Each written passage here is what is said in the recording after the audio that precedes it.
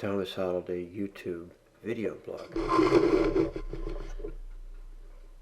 Thomas Holliday YouTube video on animal water issues. March 2014.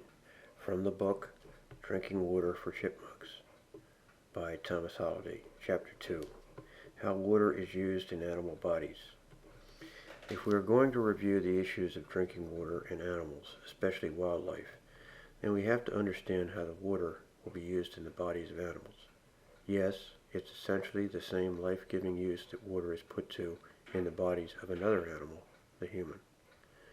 Without getting involved in technical analysis, we can say right off that water is the magic that keeps life going on this planet.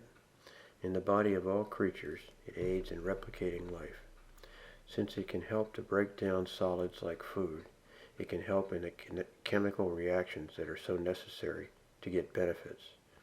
In the metabolism of the body, water serves to facilitate changes in the molecules of animal bodies. Water is essential for transporting nutrients. Beyond that, in the myriad of chemical activity, water serves to build some molecules and break others down, the latter to release energy. We've all seen animals in death when the sun has had a chance to dry their bodies. Keep this in mind when you think of how important water is to an animal in keeping it from dehydration. Even a small lack of water can affect the body's temperature and thus slow internal life processes. Think of your own thirst on a hot day and remember that little animals suffer the same sensation. In other tasks, water cushions impact on animal joints. To combat disease, it helps the body's lymph system circulate fluid in its fight against bad bacteria. In cold weather, water has a property which makes it very useful to animals, especially wildlife, which must source water in frozen ponds and lakes.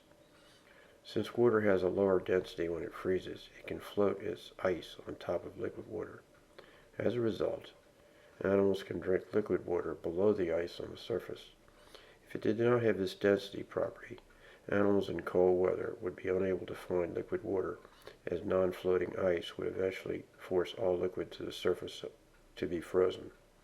No life could survive without liquid water, and life could not be sustained on the planet if the climate froze all the water.